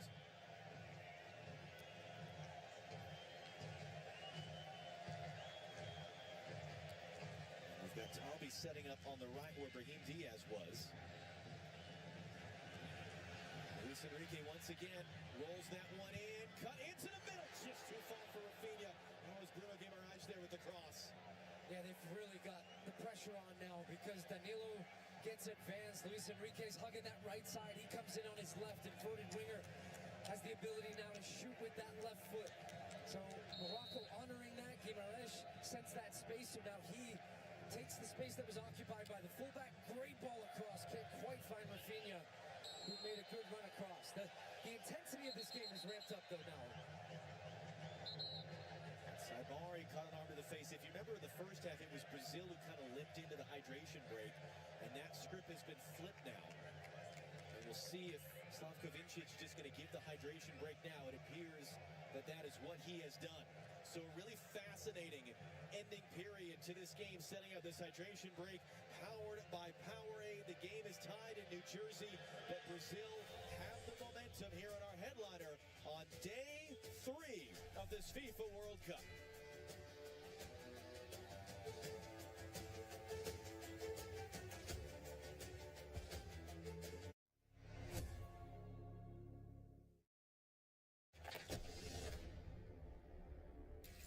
We practice this. Stick to the plan. No improv, no theatrics. Just head the ball. These players are doing whatever they want all the time. We need to control this. Don't even listen to me. Don't talk to me. Estoy a esto. I knew you, but I didn't know your name. What are you doing?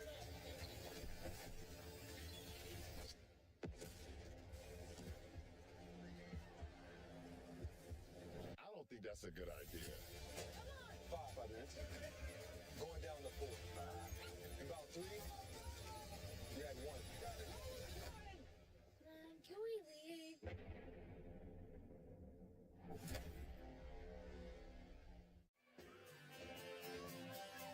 What would you like the power? It's snack time.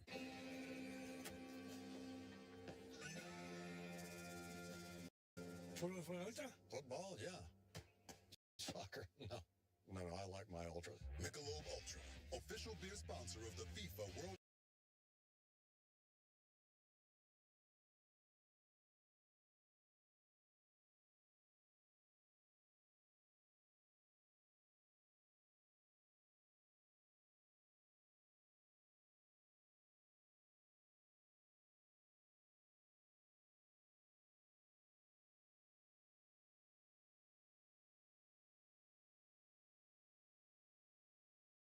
Pero sí que es verdad que va a picar a la espalda, muy parecido a lo que ha hecho Brasil con Luis Enrique. Quita a Paquetá, que es un perfil Brahim, así tocador, un perfil asociativo y tal, y pone a Luis Enrique, que es un perfil mucho más encarador, 1 contra 1, con muchos centros, y ahí ahora tiene Luis Enrique, tiene Vinicius, tiene Rafinha, que va a romper el espacio continuamente, una selección de Brasil más vertical, que es lo que estaba intentando hacer también Marruecos con la entrada de Talbi. Va a poner el balón en juego. Recordemos, en esa falta que había recibido Wadi, lo va a hacer, por lo tanto, la selección de los Leones del Atlas. Issa Diop buscando arriba a Talbi. Se va a quedar finalmente con ese balón. El rechace le favorece a Lainoui. El recorte formidable. Se le escapó, sin embargo, en el segundo esfuerzo. Y acaba quedándose el esférico la selección de Brasil.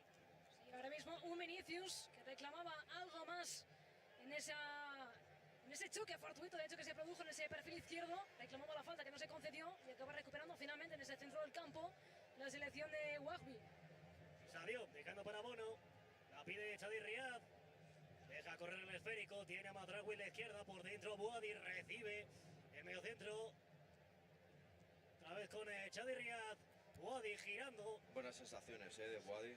Que está firmando. Muy buen mediocentro, con personalidad, joven y un poco para hacer el inciso en la baja de, vamos a ver este ataque de Marruecos. Mira, se la lleva Talvi precisamente el 7, aunque viene en el segundo esfuerzo. Douglas Santos, continúa Madraoui, ahora por la izquierda, se va para adentro, el pase entre líneas buscando a Saibari, no hay fuera de juego, el golpeo, córner.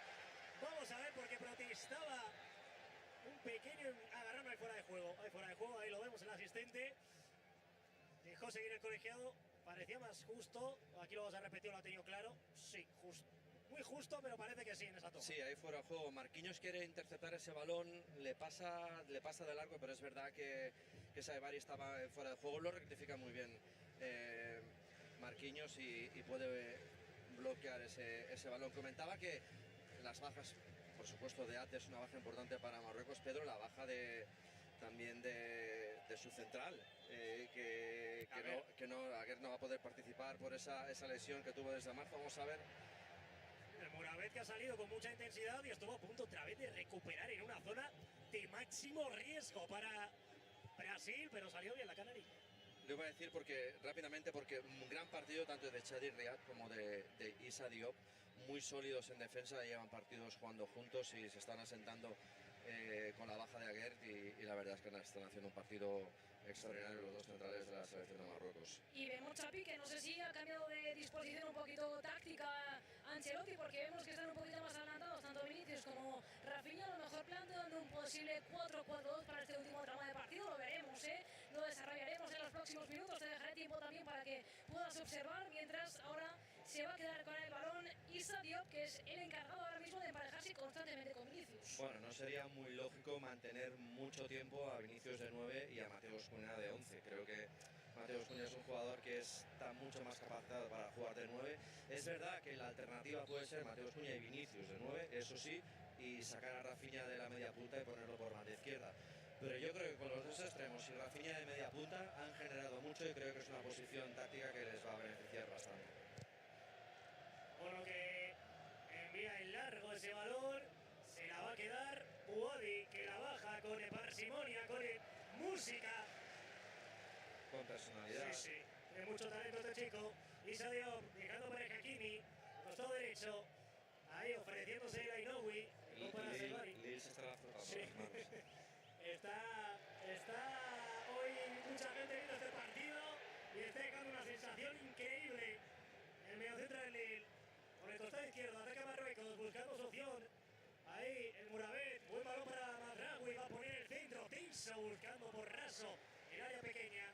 A Saibari, despejó la defensa de Brasil, continúa el balón en el poder de Marruecos y se la queda Muadi, organizando la brújula de esta selección de Marruecos, de los Leones del Atlas, que de momento están empatando ante Brasil.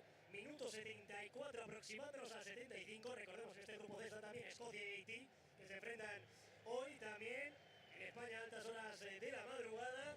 Y bueno, a priori los dos grandes favoritos son Brasil y Marruecos, por lo que este choque es capital, seguramente en la pelea por el primer puesto. De momento estarían firmando ese reparto de puntos. Bueno, lo normal es que los dos partidos que les quedan, tanto a Brasil como a Marruecos, los acaben en victorias y si acaba así serían 7 puntos para los dos, que es la lógica de este grupo, que pasen las dos selecciones. Y un apunte, tanto el Ainaoui como Bouadi se mantienen ahí. Amrabat no ha salido, no sabemos ahora, hay varios cambios, vamos a ver si es uno de ellos, pero de momento aguantando hasta 15 minutos antes del partido los dos mediocentros. Xavi, antes comentabas que no tendría por qué tener dificultades tanto Brasil como Marruecos para pasar a la siguiente ronda, porque recordemos que pasa el primero, el segundo y también los 8 mejores terceros de toda la competición.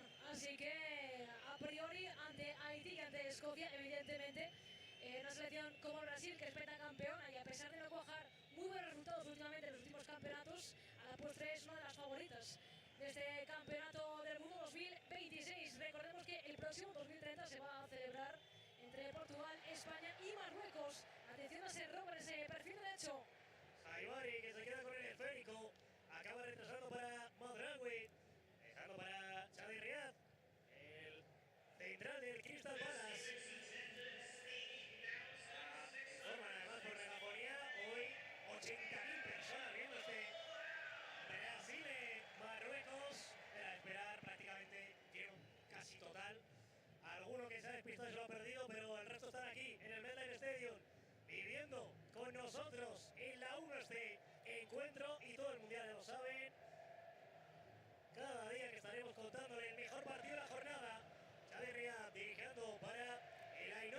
gira, abre a la derecha para Hakimi cuando tiene cambios preparados Rugby. Los hará seguramente cuando se pare el partido. Lainoui dejando nuevamente para Talvi. Ahí buscando a Saibari. Vamos a ver el 1 para 1 que puede inventar. El PSV se giró bien, buena la entrega. Quedándose ahí con la bola, teniendo una posesión algo más larga. Saibari levanta la cabeza, amagaba con el centro. No llegó la pisada, se escapó el balón. Vaya túnel, le ha tirado a Saibari. ¡Qué fantasía es esta! Talvi, segundo palo. Se va a marchar el balón por la lateral tras el despeje de Brasil. Fantasía la de Saibari. Vaya detallito de calidad de fútbol. Sala prácticamente, la pisadita y el caño le tira a su par. Sigue jugando Marruecos, que se está reencontrando con mejores minutos. Sí, que está a punto de hacer un par de cambios. Si no veo mal, creo que va a ser a Maimouni y Salah Edine, el lateral izquierdo. Vamos a ver quién serán los sustituidos. Entendemos que uno puede ser el Canús y que Maimouni vaya a banda izquierda o vaya Talvi. Y el lateral izquierdo por el tema de Mazraoui, que ha jugado un poquito ahí con el calzador, ¿no? Que venía de esa lesión de hombro. Vamos a ver. Y atención a ese balón de Cuña hacia la posición de Vinicius. Vinicius, ese balón atrás para Rafinha. ¡Manos de Bono! Le salió centrado, se golpeó raseando la bola por muy poquito. No pudo darle potencia a ese esférico que se había dirigido hacia portería. Y atención, porque se ha podido hacer daño el cancerbero del Al Hilal. Vamos a ver, se ha quedado sí en el terreno de juego, viendo un padre asistente cuando aplaudía a Neymar. Está tocando el tobillo izquierdo. Bueno, ha sido el momento de coger ese balón, se la ha podido torcer, haya apoyado y se haya torcido el tobillo. Mira, están aprovechando primero para recibir algunas indicaciones los jugadores de ambos equipos. Ahí vemos a los de Marruecos, pero también lo están haciendo los de Brasil. Y vamos a ver, porque puede que haya... Sí, va a haber cambio también de Brasil, de Brasil, sí. Ahí está dándose las botas el futbolista del Botafogo, Danilo Santos. Cuando ya está prácticamente recuperado, Bono volviendo a su posición. Mira, se va, por cierto, el Janus. No nos equivocábamos. No te equivocabas, Chapi, pues era lo lógico. Sí, pero es que Rahimi también se ha puesto la camiseta, creo. Me ha parecido ver a Sofian Rahimi poniéndose la camiseta, que sería un recambio natural también. Bueno, de momento salen... De momento sí, Mazraoui y el Janus, y entran Salah Edine y Maimouni, que es un jugador también muy, muy habilidoso. Pues, mira, también cambios en Brasil, la dije. Pues sí, efectivamente. Se va a entrar al terreno de juego Danilo Santos. Ahí está preparado el futbolista de Botafogo y se marcha. Un futbolista que ha sido importantísimo en el día de hoy, que ha dado mucho juego hacia el centro del campo de la Canariña. Se va Bruno Guimaraes, aquí lo ven con ese dorsal número 8, dando el recambio Carlo Ancelotti en esa posición de la zona medular. Imagino también que para darle un pequeño respiro, porque todo lo que se viene es igual o más importante todavía en esos partidos frente a Escocia y a Haití. 80, agotando también, o no agotando, pero prácticamente poniendo ya toda la carne en el asador, los dos equipos buscando con estos cambios pues revolucionar un poco el encuentro. En el caso de Brasil sí que agota los cambios, ya con los 5 hechos después de la entrada de Danilo Santos, y vamos a ver. Y a Marruecos le queda uno. Sí, a Marruecos justo le queda solo uno. Está dejando en el centro de la zaga. Magaláes para su compañero. En la defensa Marquinhos, que desplaza hacia la posición de Danilo da Silva. Y a recibir Luis Enrique. Perdón, Alicia. No, digo que teniendo en cuenta que Saibari está jugando todo el partido y teniendo al Cadavi en el banquillo, podría ser otra buena opción para Marruecos. Que lo intenta por el costado izquierdo. Ahí se ha venido Talvi intentando buscar la acción. Se ha ido Maimouni a la derecha después del cambio. Era la posición más natural de Talvi, la izquierda, y por eso ha llegado el cambio. Vamos a ver la selección de Marruecos, cerquita de la frontal de Brasil. Boadi que retrasa para Issa Diop, ahí recibe Hakimi. Tiene a Maimouni. El regate es bueno, pero acaba recuperando Brasil. Y atención, la contra realizada por Vinicius Junior, que se la entrega en esa posición a Rafinha, que se escola un poquito a la derecha. Se acabó esa sensación de contragolpe, pero ahí está comandando ese ataque prometedor por banda derecha. Decide jugar para el recién incorporado Danilo. Ahí está ese futbolista Danilo Santos entregando ese costado izquierdo, donde se prolongaba Douglas. Ahí está Cuña que entra en el interior del área, Cuña, sigue Cuña, el balón que se va a marchar al saque de esquina en el intento de golpeo, en el intento de marcharse, trata de animar a la grada de Brasil, trata de que los aficionados de la Canariña den su último aliento cuando quedan menos de 10 minutos para que termine el partido y va a ser saque de puerta. Sí, ha rectificado el colegiado. por cierto. Pues lo había señalado inicialmente, ¿eh? Ha rectificado sobre la marcha Slavko, el árbitro esloveno, lo cual va a ser saque de puerta para Bono. Esto puede ocurrir, está bien. Le habrán indicado seguramente desde el VAR que esa acción, como era un córner, posible acción de peligro favorable a Brasil, pues lo habrán revisado rápido. Tiene que ser revisión muy rápida para que no se pare mucho el juego, y lo ha sido, porque pensamos que era córner y ha acabado siendo saque de puerta para Bono, que juega en largo.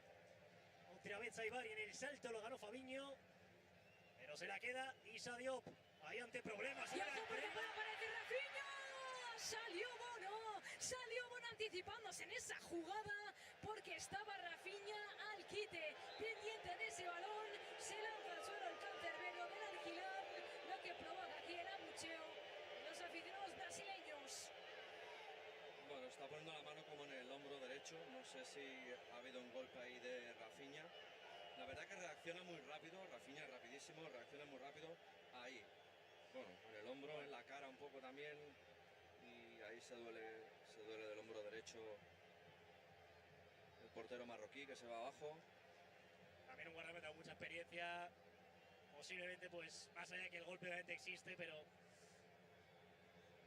sabiendo que no viene mal frenar en este momento. Bueno, yo creo que el partido, Pedro, está un poco más decantándose hacia el lado de Brasil, sí, con ataques más continuos, algún que otro contraataque, y bueno, pues parar un poco el partido, obviamente sin pensar que no haya habido golpe, porque hay un contacto, hay un golpe con Bono, y bueno, ahí están los servicios médicos recuperando.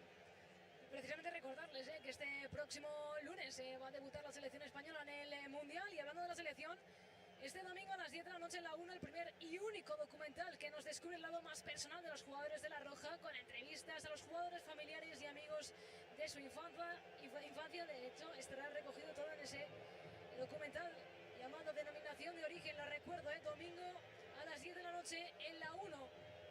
La recomendación fabulosa para poder seguir inmersos en este Mundial 2026, mientras está tratando de recuperarse Bono después de ese choque con Rafinha. Incluso viene Rafinha a preocuparse por el estado del cancerbero en ese gesto de deportividad, también acompañándole Marquinhos, el capitán de Brasil, y calentando en su caso un posible sustituto como es Munir el Callaoui.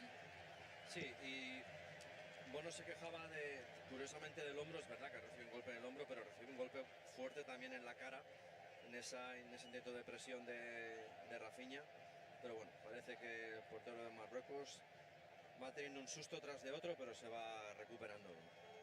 Mira, Zinedine Zidane, uno de los iconos de la Francia, aquella campeona del mundo, también finalista en otro mundial, bueno, un icono en general de fútbol mundial, Juve, Real Madrid.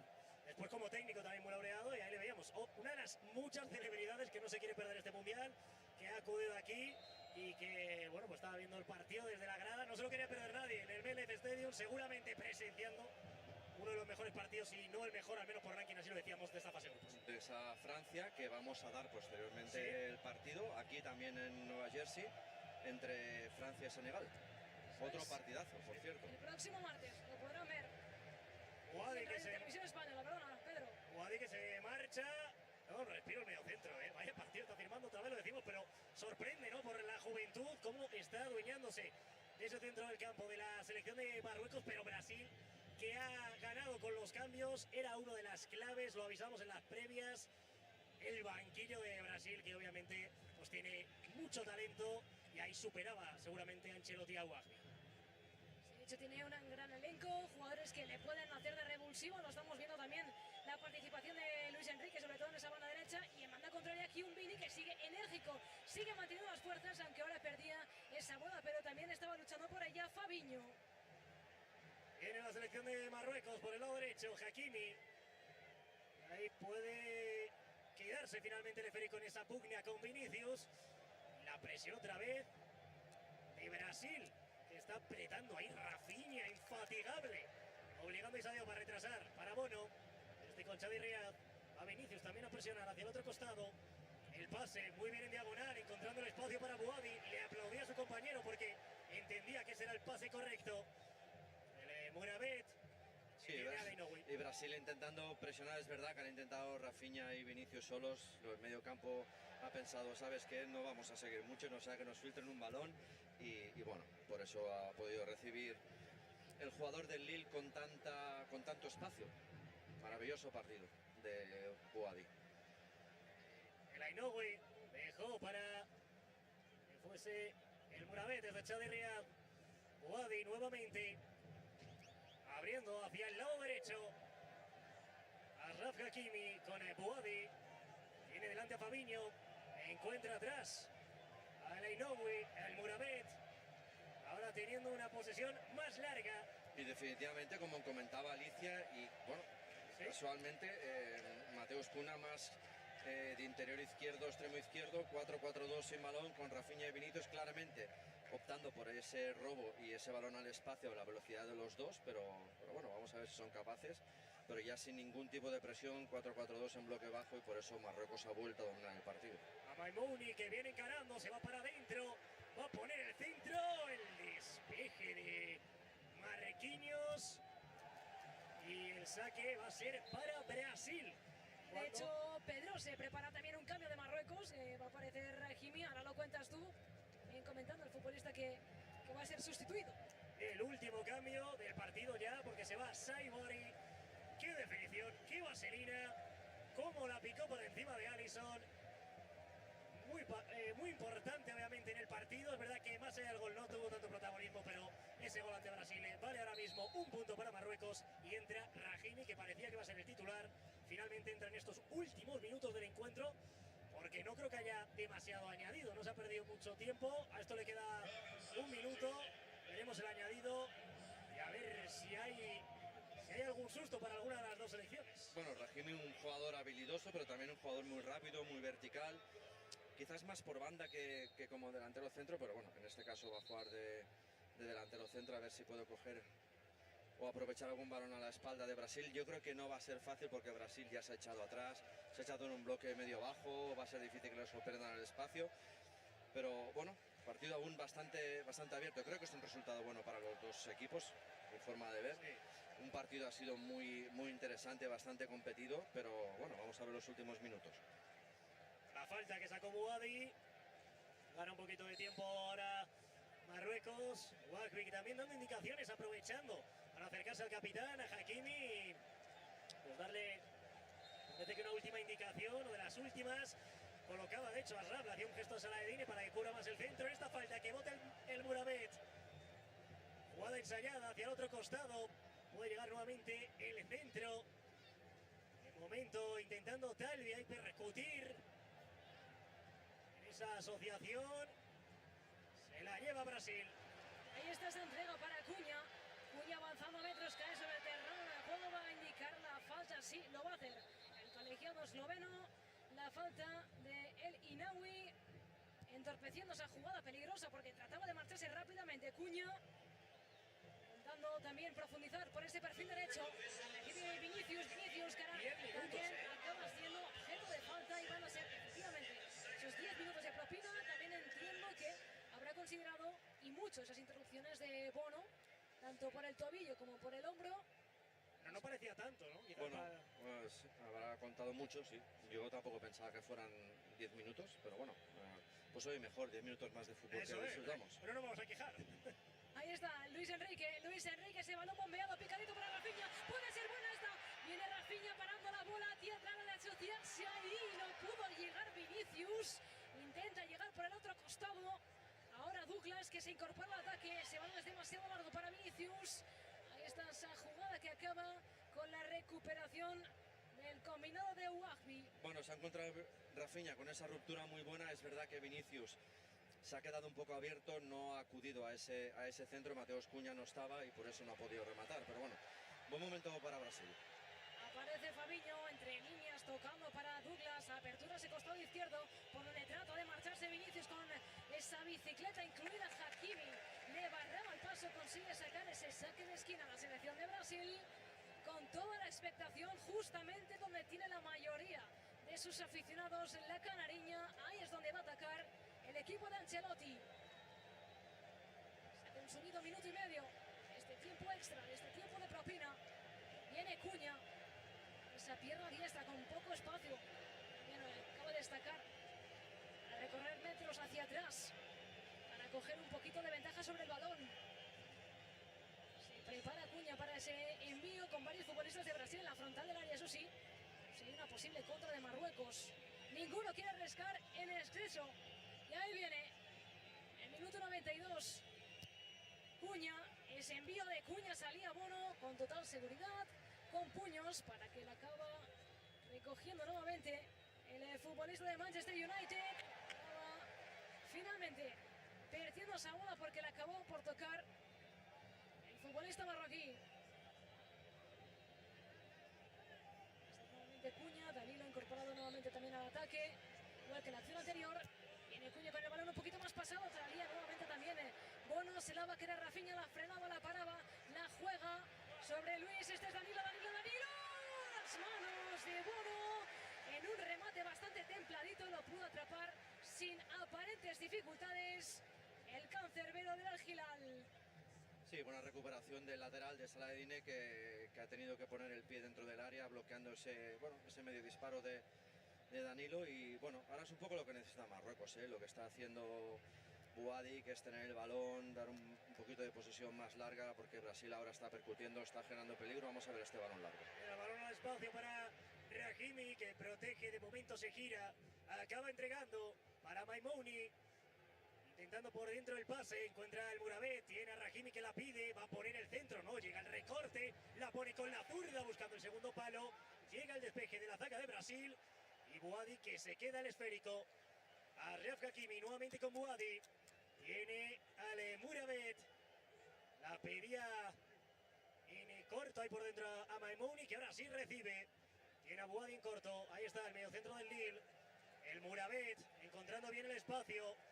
Y ahora entregando para Chadi Riad, que mira a la izquierda, tiene compañeros, pero prefiere jugar por dentro con Buadi.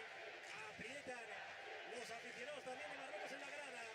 En esta posesión algo más larga de los Leones del Atlas, y salió para el espacio. Ahí ante Gabriel, vaya duelo Rahimi Gabriel. Y el esférico va a acabar en córner. Córner favorable a Marruecos. Vaya choque de trenes. Sí. Rahimi y Gabriel. Bueno, Rahimi ha sacado lo que quería, es verdad que Gabriel ha aguantado muy bien la carrera y bueno, pues ha tenido suerte que en ese rebote el último en tocar ha sido Gabriel y bueno, oportunidad importante para Marruecos, que estamos viendo que ninguno de los dos ya están optando por posesiones un poquito más largas, no sea que se nos escape el partido ahora en los últimos minutos, no es un mal resultado, pero bueno, si hay alguna opción, sobre todo en estrategia, pues pero fíjate que cada vez que hay un córner, lo hemos visto con Brasil, 3 o 4 hombres en la frontal para evitar la contraataque, lo ha dicho Alicia, y ahora Marruecos haciendo lo mismo. Vamos a ver este córner, que lo va a poner desde el lado derecho de su ataque en la selección de Marruecos. El Murabet, preparado para el golpeo, con la zurda buscando ese centro cerrado, segundo palo, llega el despeje, pero el balón se va a perder. Si no lo evita Talvi, que no lo hace, por el otro costado. Y Saladine que le dice a su compañero que le deje el esférico. Y que va a poner el balón, parece que directamente al área. Rahimi que no puede ganar ese duelo, lo ganó Marquinhos. El balón dividido, se lo lleva finalmente la selección africana. Ahí peleó muy bien Buadi y acabó recuperando Saladine.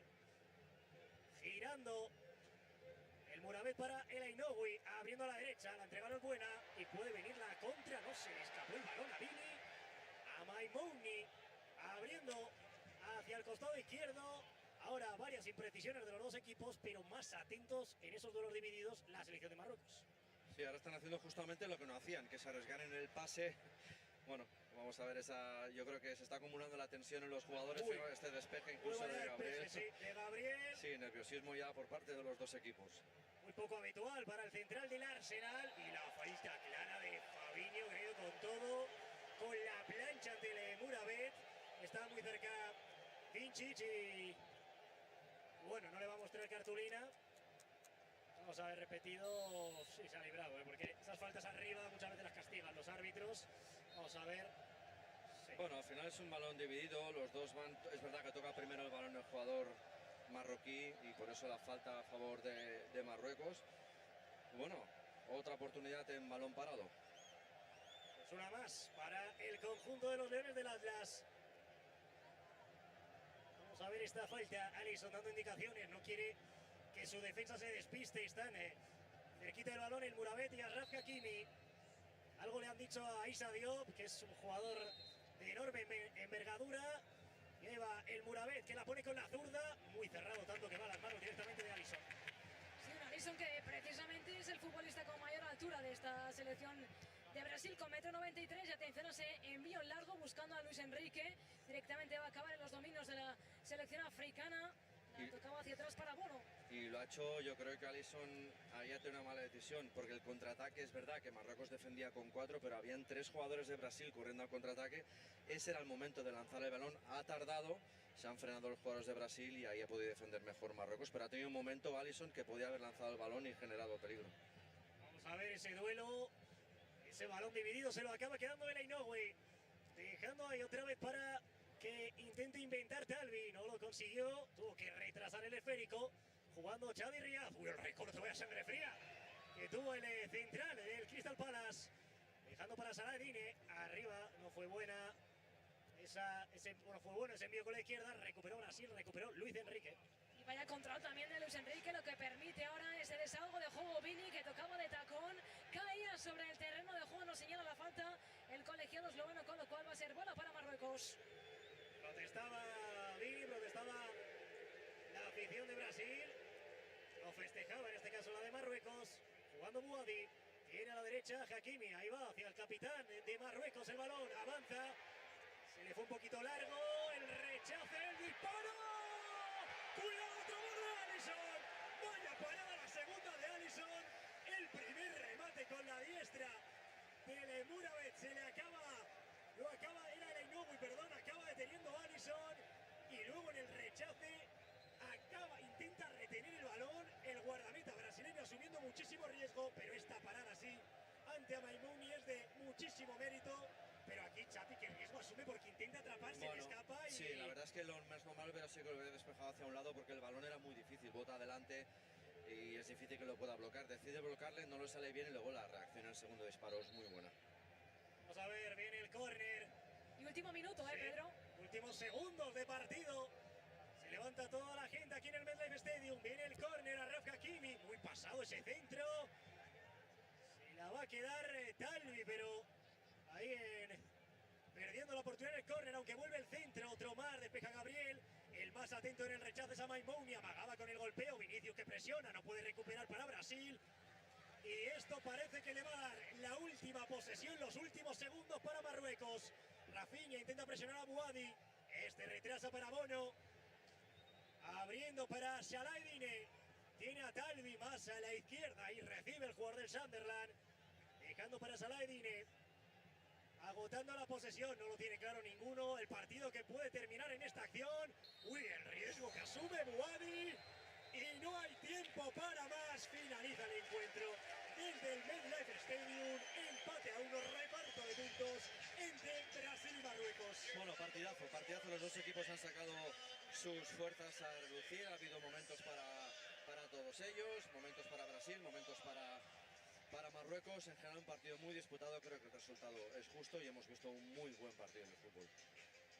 Pues nos marchamos un momento. Lo dicho, desde el MetLife Stadium, vaya partidazo hemos visto aquí en la 1, todo el mundial ya lo saben, Brasil, Marruecos 1-1.